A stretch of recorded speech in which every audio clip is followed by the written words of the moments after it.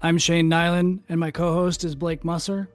And these stories you're about to hear are from Weapons Company, 2nd Battalion, 4th Marines, 1st Marine Division, about the events surrounding and directly from the mouths of the people who were in Ramadi 2004.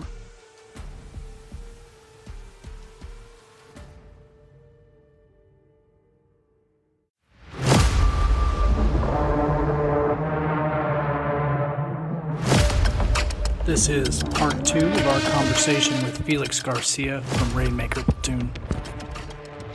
And then that ambush was right before Savage got hit, or? No, so Savage, so we were, and I think I just saw a date somewhere. It was May 12th. May 12th is when Savage got hit. Yeah, May 12th. So it was after the April shenanigans. Mm-hmm. And the book said we were delivering a generator. Okay. But I remember us playing soccer with the kids in some school or something. Okay. It was pretty fun. It was a cool, quiet day, essentially. And I remember talking to the team that to always be alert of your surroundings in reference to finding rock piles piled up. Like if you've ever saw rock piles piled up on a corner, then more than likely you're ending up in some type of kill zone right.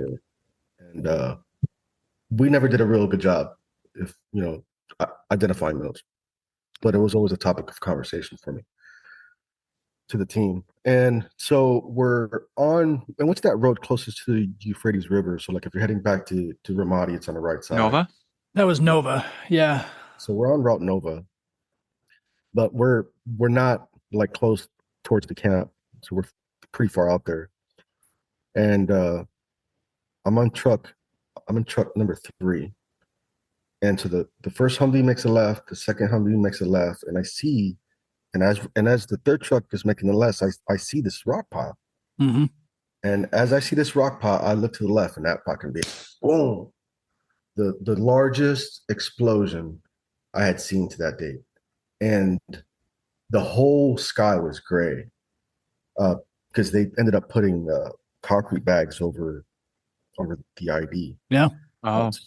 So when it exploded, everything was just gray, like the whole sky, as high as you can, see, and mass chaos on the radio. Right, we're trying to figure out who got hit, who's doing what. And I think my driver was Corporal Fox at the time. And I jumped out the vehicle. We're gonna push through this kill zone, right? And you couldn't see anything. Right. So I jumped off the vehicle, and the reason I jumped off the vehicle is because to the right was a very steep embankment, and I was scared that we were gonna miss the road and go into the embankment. Mm-hmm. Oh, sure. So I'm walking in front of the vehicle, and we kind of clear this, cement smoke thing that's going on.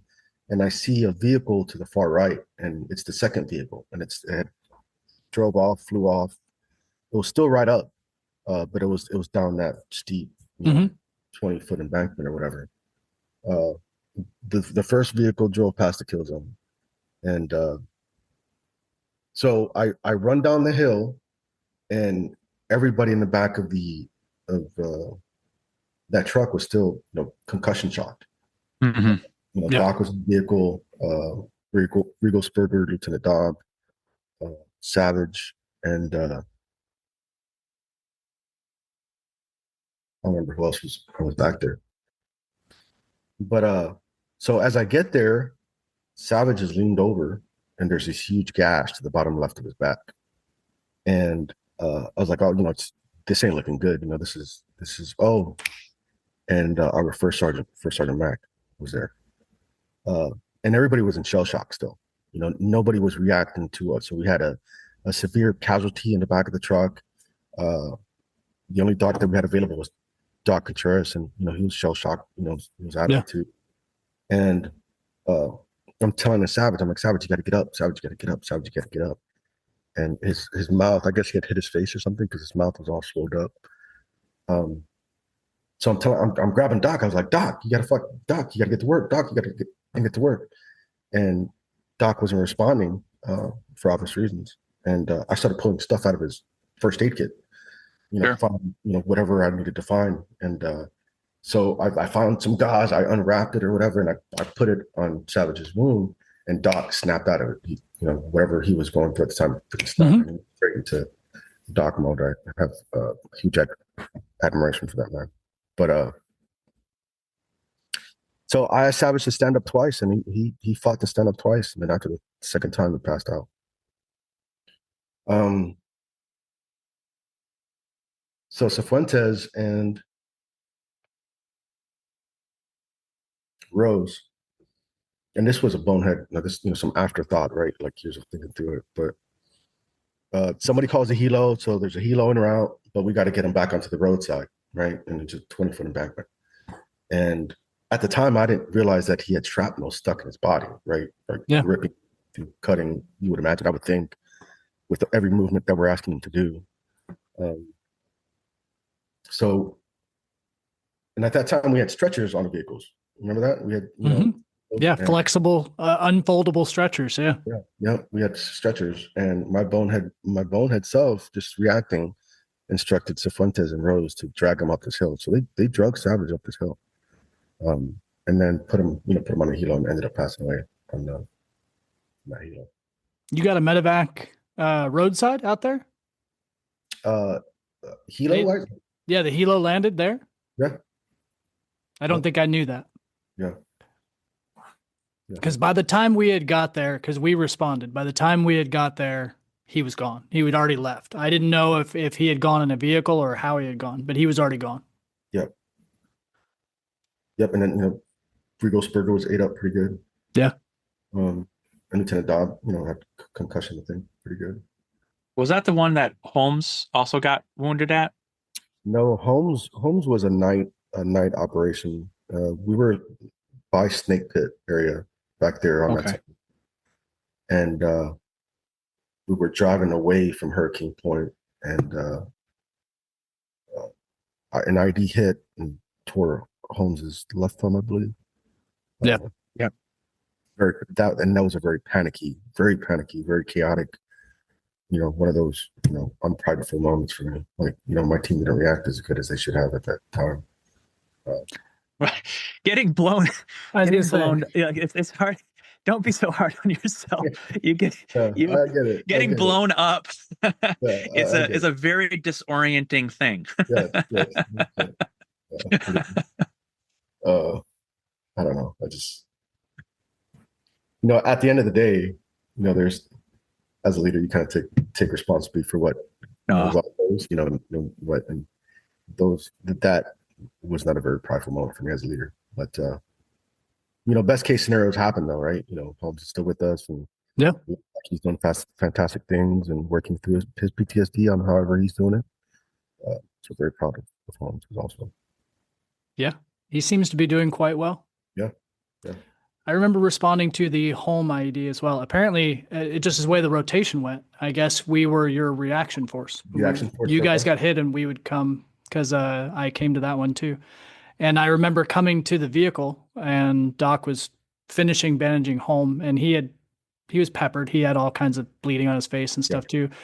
But the biggest thing I remember that made me nervous about Marines moving around because they weren't paying attention is it had blown through and broke multiple power lines, and they were hanging down and sparking because there's no transformers or anything like that in Iraq. They're all live power lines, and things were, some of those were high voltage and some were low voltage, and the high voltage lines were crackling back and forth. And I was like, somebody's going to walk into that and die. And I was trying to push people away from that. And then how are we going to tow this vehicle out? And there was a power line literally right next to it. And it was, that was a shit show, unfortunately. And somehow we got everybody out, and no one got further hurt impressively. No. Yeah. It was a one-off type situation, which was a blessing because, like I said, we weren't, acting or responding our best that day. And when did Holmes get hurt? You guys have a date for that? I don't know. Holmes, I don't have an exact date, but that would have been June. Yeah, I don't know. I don't have that on my list of dates, unfortunately. Yeah, I think that's, and when, I started to fight, we, you know, that mental, headspace of, self, preservation versus keeping your head in the game. Mm-hmm. Well, Hodges was very, instrumental and pivotal to keeping a lot of guys intact, head, Hodges, but yeah, he's an asset sometimes, especially in combat. he's a Maybe force. and not so much, but he's a force of nature by far. He's fantastic. He's a fantastic person to be in combat with. Yeah. Do you have many memories of doing any of the bug hunts, or did you guys, as Rainmaker, did you guys end up doing a lot of door kicks? We ended up on some night mission towards the back end, I believe. And do you remember we had a group of Marines that stayed with us, transferred back, and went and served with 2-4 for like 3 to 4 or 5 months, and then they EAS'd or PCS'd out. EAS, right? The EAS back into but from that. Yeah. So what happened with them, if you're talking about the same thing, is that when 2-5 got tasked to come, just because the Marine Corps knows how to squeeze every last drop out of everybody, they looked at everybody's service records and said to a bunch of Marines that were supposed to EAS while they would have been deployed, that they had the option of going to combat with 2-4 and getting out at their normal time, or if they deployed with 2-5, they would be forced to be involuntarily extended until they returned. Right. And so a big portion of them, so we had, for me, I don't know who Rainmaker had, but I had like Adams, Martinez, and Clark came from that group, but I don't know who Rainmaker had. Yeah, we had Brian Fox, Corporal Fox. He ended up being my driver and a sounding board for me, like very instrumental in keeping my headspace to where it was. Very funny guy, very, very positive guy. We didn't have, I don't know him from Adam, so that was nice to not have like a previous relationship, right? It's just, another NCO. Yep. Fantastic job. Fantastic. So anyway, so he ended up leaving, right? So I guess his contract was done and he went back stateside, probably like halfway for deployment, and I ended up picking up another driver. We're Facebook friends, but I don't remember his name. And this guy could not drive. So, and I guess he had like some night vision issues that nobody really know about it. He's probably 18, 19 years old, I'm 22, 23 at the time. I think I was 22 at the time. And yeah, he had some night vision issues. And at this time, we had the up armored Humvees, right? Yeah. And I was like, fuck this. So we started doing drills. And I made the whole section do drills that if the vehicle slid into the Euphrates River, this is the order that we're going to get out. This is how we're going to cut our straps. This, the driver goes out first, or the turret guy goes out first, the driver, and then so on and so forth. And, I'm the last guy, right? I'm thinking, I ain't going to make it. These guys the gas mask is going to get stuck on a turret. The firearm is going to stick on a turret. And I'm like, man, I really hope we don't fall in this Euphrates, because if we fall, the panic and the adrenaline, and you're going to consume oxygen a lot faster than you would normally. Don't think that you can hold your breath for a minute and a half. That shit ain't going to happen with shit, man. You can pray about it. So, and we would do drills, and I had the guys do drills, right? So we would do drills. Okay, hey, boom, we're in the water, right? So then we're working on trying to get out the turret and stuff like that. So we're on this bug hunt thing. That's how this memory comes about. And huge convoy. I don't know. And it might be a hyperbole, but like 30, 40 vehicles. I mean, this thing was freaking huge. Right. And we got the cat eyes or black, whatever it is, right? Mm-hmm. Blackout. Yeah. What is it? Blackout lights. Yeah. Cat eyes. Yeah. Blackout lights, either one. Yep. Trying to drive with night vision, you can't see shit. Yep. And here comes my driver drifting. I'm like, stay in the center of the road. Stay in the center of the road. Stay in the center of the road. And he's down. He keeps drifting right. To the right is the Euphrates River, right? I'm like, stay in the lane. Stay in the lane. And and we're all, it's silent. It's a silent raid, right? So no radio communication, no nothing. And he keeps drifting, he keeps drifting, he keeps drifting. And as he's drifting at him, I'm screaming at him at this point. I'm like, stay in the freaking, what the fuck are you? What the? And the back right tire comes off the road, right? And it starts to slide because it's a heavy. It's, you know. Yeah, those things. Oh yeah, those 4 times more weight than a normal Humvee because all that damn armor. And it starts to slide. I can feel it slide, and my heart just like comes out of my throat. And I'm trying to kick the gas, press the gas, press the gas, right? And he's out there, and this is supposed to be a silent raid, and we're out here making all this commotion back there. You know, there's however many Humvees behind me, and so I'm telling him, gun it. So he guns it, and thank God that tire catches the edge of the road, and we get back back on the road. And man, you know when you're so nervous, you know, your adrenaline and hyper focus kicks in, that your cotton mouth kicks in as well. Yeah. Oh man, I could almost swallow my tongue. Is how dry my mouth is. Anyway, so we ended up trying to get a hold of somebody, because at this point they took a left turn, right turn somewhere. You know, they're far. You know, but we were able to, you know, catch up, and then we just provided security for whatever that bug hunt was for. But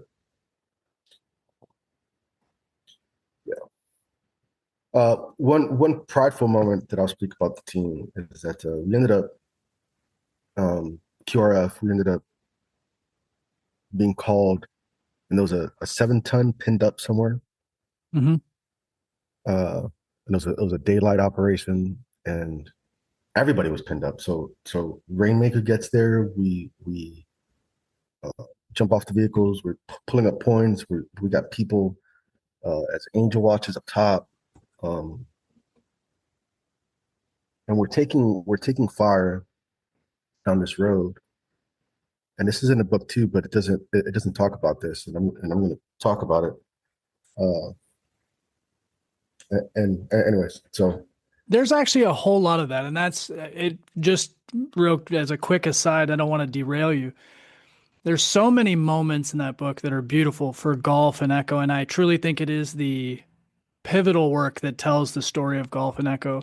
But there are so many things that it's like, hey, there was 2 or 3 weapons company platoons right involved in all of this, and you did not mention any of them. You didn't even say they were there. Right. And so I again, I'm really glad you're sharing this story, because it's missing. Yes. 100%. Yeah, go ahead. Anyway, what, you were taking fire down the road. I'm sorry to interrupt. So, and I even think the Lioness was part of this group too. We got there and the Lioness was already there. But so we're pinned up in this intersection. There's this huge 7-ton vehicle there. We go to, you know, navigate towards one area, and you can actually see the rounds. You know, the way the sun was hitting, you can see the rounds coming down. You know, it was very crazy experience. Surreal. Yeah. And I'm like, no, we're not doing that. We're not going down this road. It's not happening. So we backtrack a little bit and we did something else. And there's this guy, right? We're taking RPG fire down this road, and there's this guy hooting and hollering, "Oh, come on, motherfuckers! You know, it's worth a piece of me. Let's go. Let's do it." Rah rah rah. And I had just come back up to the scene, and it annoyed me, and I got in this quick thing of rage, and I ended up grabbing this guy's flak jacket. I leg sweeped him. I threw him on the ground. I got to the prone, and I waited for this guy to come back out, and when he did, I shot him with one shot. And unbeknownst to me at the time, I didn't realize that I had leg sweeped an officer. And right, so, you know, and I didn't know until after we got back. Like, everybody in the section was telling me, it's like, "Hey, did you know that you just fucking?" I was like, "No, I didn't even know it was him. I saw some guy over here, you know, acting like a clown at the moment, and you know, let's engage," and ended up engaging. And so that threat was eliminated. So we were able to do some forward progress. We did some forward progress and ended up seeing bloodstains on the ground. So we walked in there and ended up being the bad guy on the ground. And this was covered in a book too, where Lieutenant Dobb had his weapon, you know, his muzzle, and the guy fought pretty hard, asking Lieutenant Wheeler to finish his life, but that never happened. So we checked the rest of the house. We ended up finding money and maybe like, some, bad guy paraphernalia type stuff. And we pushed through. We ended up in this huge field. And I guess it was a rice field or something. And we're all in line and we're pushing through. And I didn't think we were going to find anything. We're just going through the motions, right? We're clearing through, houses, we're clearing roads. And no shit, there was like 2 or 3 bad guys with like weapons, like in the prone. Oh, wow.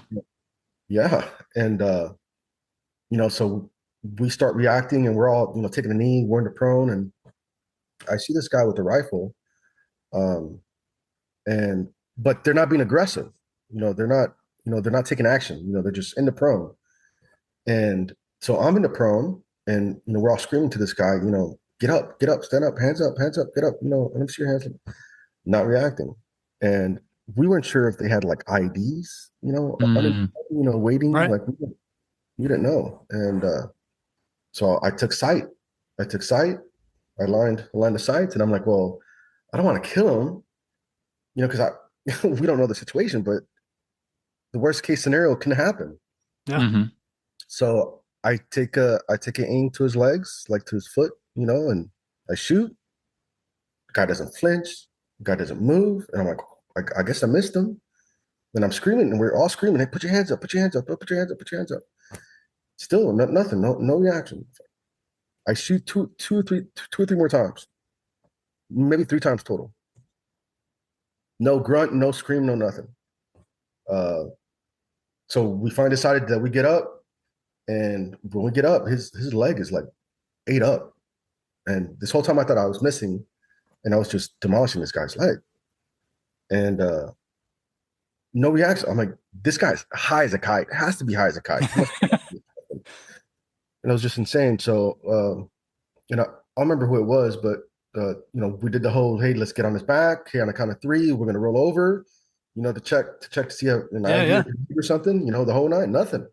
And it was just crazy. I ended up calling, that was scary too. Oh, this is it. I'm about to drop a flak jacket on his ass or something.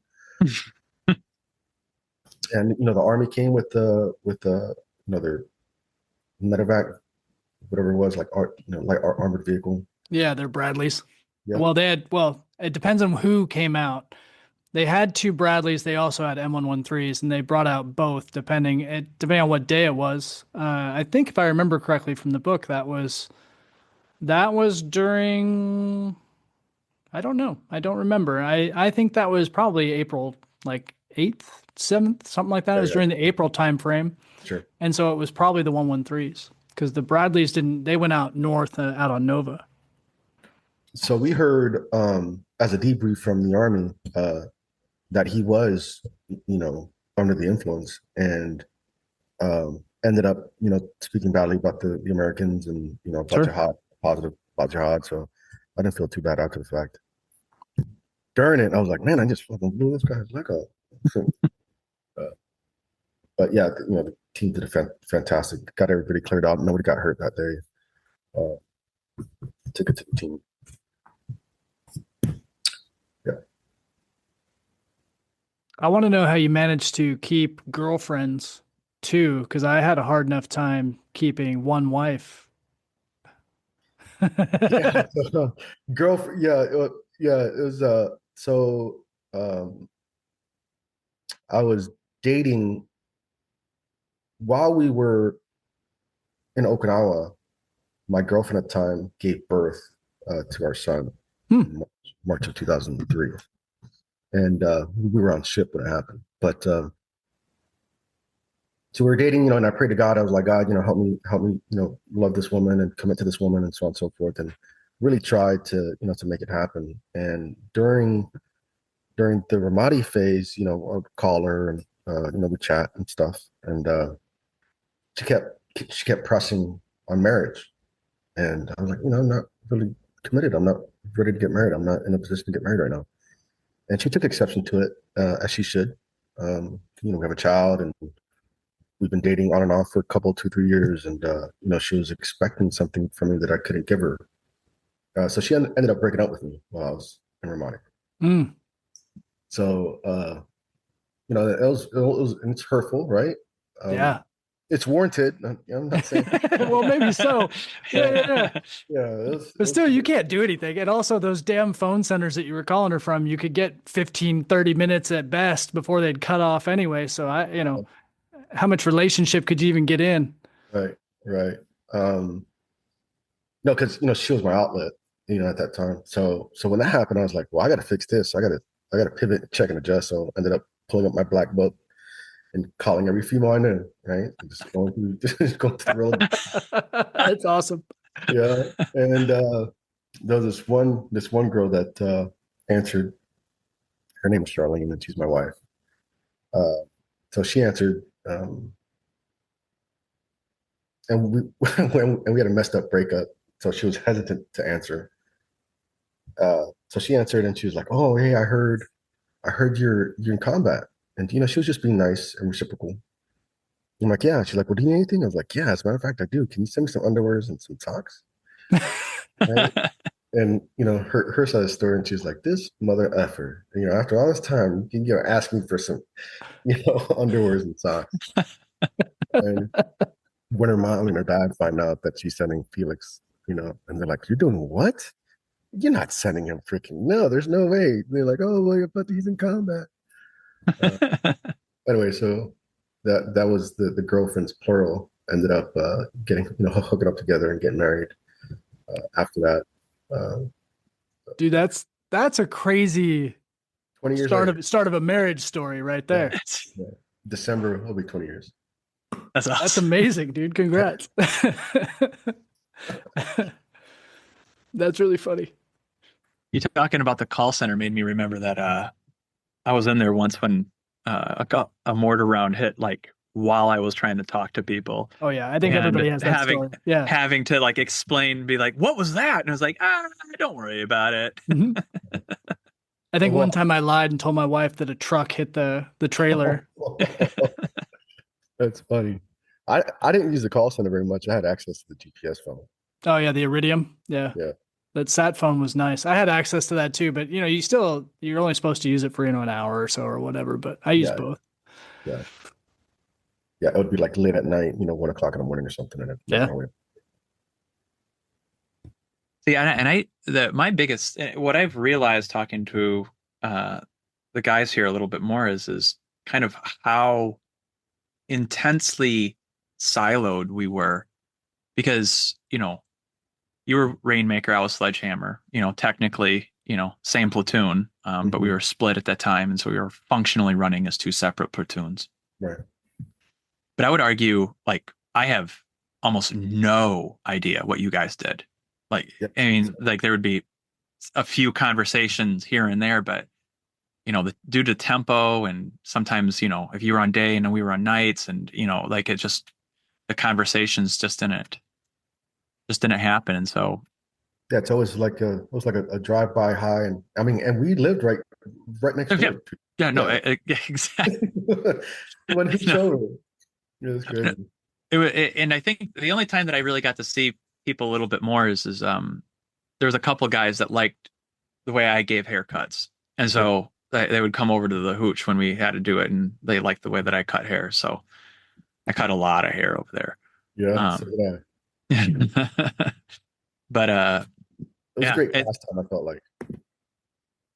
I liked, there's only so much card playing you can play in the hooch, and I listen to a lot of my music. I watched DVDs, also having a personal DVD player and stuff like that, but there's only so much you can do.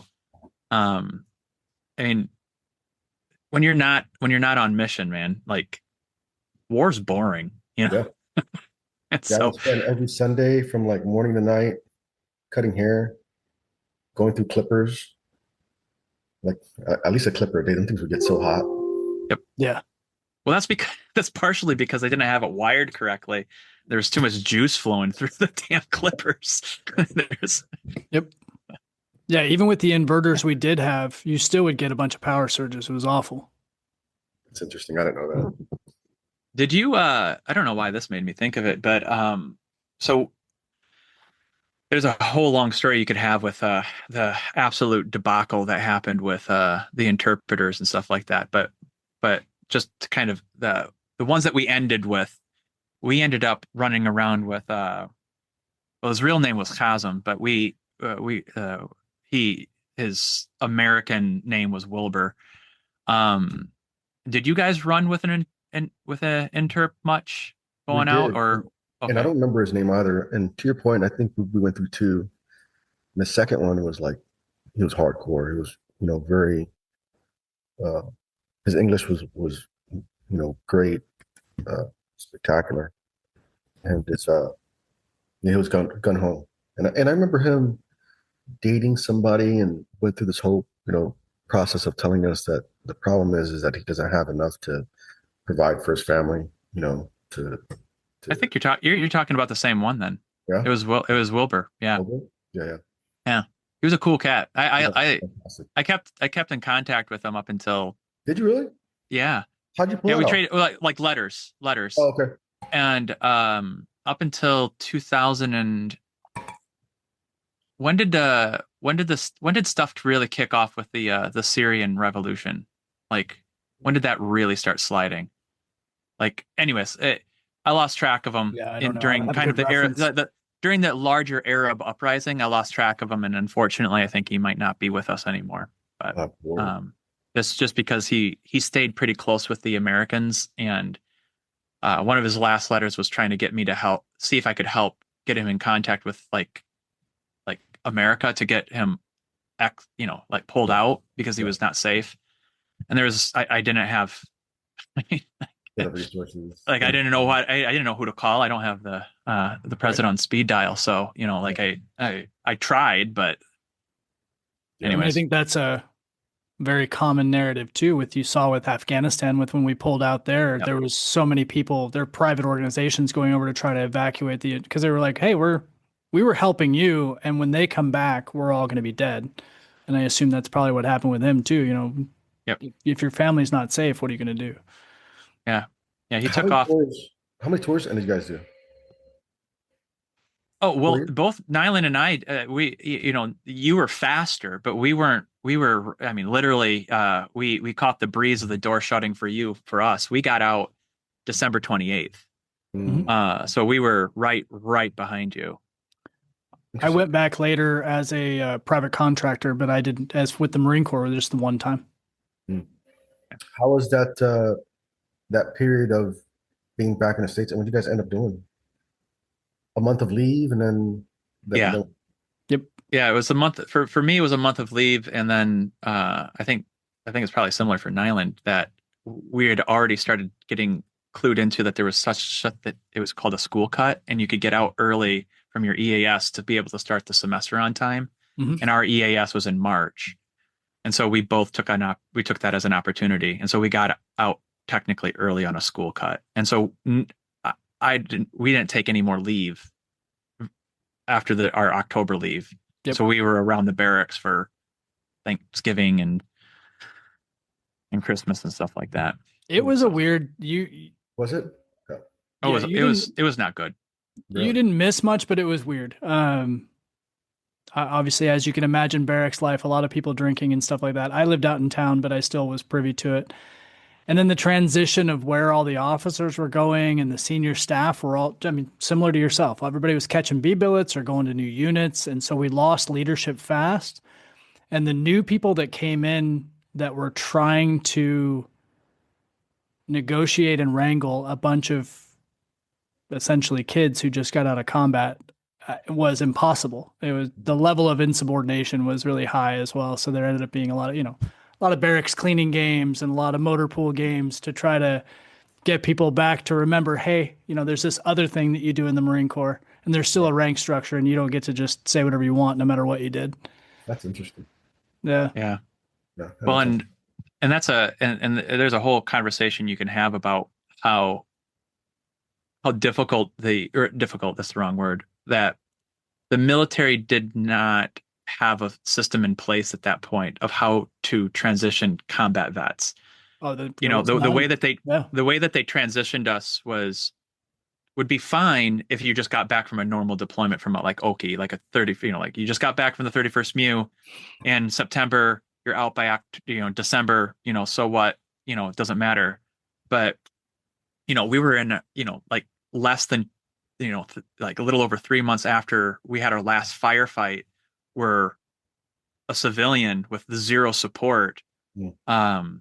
Thank God Nyland had me help him put his floor in at his condo at the time and gave me a little bit of a landing place for just something to do. like just something Yeah. to do, because I was I was not in a good headspace. And then I went back, then I went to college, obviously, because I was on the school cut. But I was definitely a liability. We don't need to tell those stories. That's the purpose of this podcast, but there's, but I have a couple stories from 2005 that does not cast me in the best light. I think just like what Felix was saying, I mean, I did the same thing. I have a picture somewhere of me standing next to the barbecue grill on the house that you're talking about, where you helped me put in the floor. And I'm 20, 30 pounds overweight. I was easily drinking every day. My wife was in the throes of a master's degree program. And so she was doing homework 20 hours a day. So we were supporting each other, but supporting each other by passing each other in the hall. Right. And I definitely did the same thing. Like I would come home from school, and, you know, schoolwork was not difficult compared to what I had just been through, and easily consume enough alcohol to kill myself. And then I do the same thing. I would wake up and I'd go right to school because my alarm went off, but it was all bad choices. It was all bad choices. There was no recovery. Yeah, it was all check in the box activities because we're supposed to do them, but you know, but yeah, just going through the motions. And the transition that I mean, I don't know what you guys got. Well, clearly, Felix, you got nothing. We had a check-in with the battalion surgeon, who he said, "Are you having trouble sleeping? You can take a little Benadryl. It'll help you. Any other issues? Any physical problems? Yes, no." And I didn't have any significant physical. I mean, I had pain from getting thrown around and blown up and running for 4 years, everything, you know, all the normal stuff that you get as a grunt. Yeah. But nothing that I would complain about. I was like, no, there's nothing to report. He's like, "How are your teeth doing? Go see the dentist." That was it. You know, like I think I got a filling. And then we went to that transition course where there was a forklift company that was like, "Hey, you can come build forklifts." And then Lowe's was like, "You could be a cashier at Lowe's." And that was the 2 job offers we got. And a person who had probably never actually written a resume tried to teach us how to write a resume. And then we were out. That was it. No, nothing about stress, about support, about community, about faith, about anything, literally anything that could have helped you get through this transition. Zero. I mean, we never even talked to the chaplain, which that's crazy. Yeah. Yeah, it was essentially the same for me. So I EAS'd out of DI 2007, and it was just a very rushed process, you know, and like a whirlwind of activities of a package this and, you know, transitioning to that, you know, but nothing that really sticks, you know, and nothing that was very heartfelt. And it's funny that we're in this conversation because so I'm an entrepreneur, I'm self-employed, and I do a lot of things. And one of the things I do is I sell roofs, I inspect roofs, and, you know, for a roofing company. And I'm on the roof with the adjuster, and I see that he has boots on, you know, like military style boots. And I'm like, "Are you in the service?" He's like, yeah. I'm Air Force. I'm like, "I appreciate your service." I'm like, "Oh, you're welcome." I'm like, so how does this work?"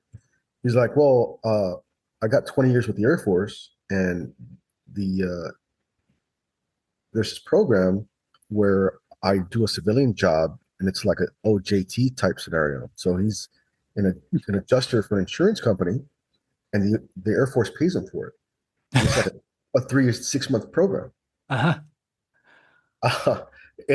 I didn't tell him that I was a Marine or anything like that. And I'm thinking, wow, you know, how times have changed, you know, where there's actual programs now, you know, looking for the betterment of, you know, people that are getting out versus, you know, forklift driving, you know, cashier and go figure it out. My close friend of mine who just left the Navy SEAL teams has the most amazing support network. They first sent him to a retreat to decompress where he learned how to work with horses, and he didn't know anything about horses. Yeah. But he learned how to like pet and clean horses, and then they had like therapy circles. They then signed him up for therapy where he got free therapy, which he didn't necessarily felt like he needed it, but he got free therapy. And then he had 4 different doctors, a generalist, and then several specialists who looked in every hole and looked him up and down. And they put him in an MRI machine, even if he didn't want it, and said, hey, no, you've got problems here and there. These are the things you should follow up on. And then a specialist wrote all of his disability paperwork and told him everything to follow up with his either private medical insurance or the VA. And I was like, I gotta thank you for your service in a Snickers bar, and they kicked me out. Like it was the complete opposite. You got a Snickers bar? Yeah, exactly. Yeah, I think I bought the Snickers bar. I got a Butterfinger. Yeah, it's crazy. Yeah, and I've yet to check in with the VA, which is it's on my to-do list. But I mean, it just goes to show how disassociated we were from something new, from in all aspects, from top down. Well, dude, this has been great. Do you want to continue? Good. I really appreciate this platform and what you guys are doing. A lot of people talk the talk, but actually doing the walk. Just getting started, obviously, in any venture you do is the first step, and you guys are rocking it. I felt very comfortable, very safe space. So thank you for providing me the space to talk through some things. Bet. Literally anytime, on or offline. You know how to get a hold of me. 100%. Likewise. Same. All right, gents. Well, I appreciate you. Until our next adventure. Absolutely. Okay. Take it easy, buddy. Yes, sir. Likewise. If you like what you heard, make sure you subscribe for future episodes on your favorite podcast service.